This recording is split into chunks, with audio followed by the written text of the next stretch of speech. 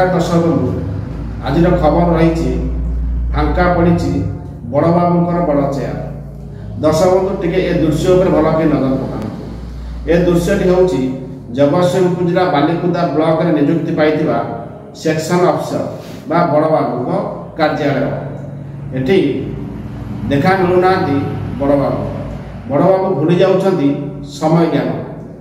बाबूकर इच्छा हेले बाबू ऑफिस के आसवे जो इच्छा हम बाबू ऑफिस घर को जी। बाबू को समय ज्ञान को गुरुत्व देना बड़ बाबू। यही ब्लॉक कार्यालय लगी सीसीटीवी को जब जांच करा जाए ताले बाबू केतबले आसुछंती केतबले जाउछंती यदि सरकारी कार्य से केते स्वच्छता रखुछंती ताहा संपूर्ण जना पड़ी। खाली एतिक नुहे ए बड़ बाबू बिना लांचर कड़े कलम उठाती नहीं।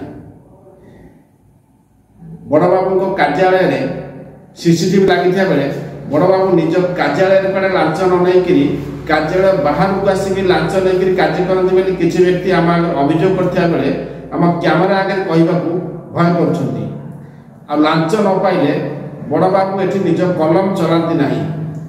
जहाँकि बड़ बाबूर एभली कार्यकलाप को नहीं जनसाधारण असंतोष देखा देवा सहित बड़ बाबू को विजिलेंस तदंत परिसर को नियापाई साधारण दाबी होची।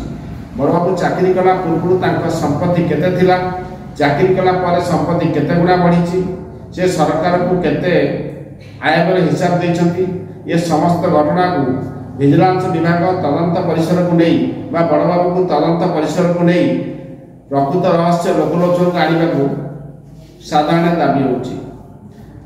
जतले भारतीय जनता पार्टी क्षमता को आसवा पर अनेक सरकारी कर्मचारी जो विजिलेंस जाल में फसी कोटी कोटी टंका घर बाहर देखा मिलूँ। ये बड़ बाबू को विजिलेंस विभाग तदंत परिसर को नहीं क्यों रहस्य खोलुंट देखा बाकी रहा।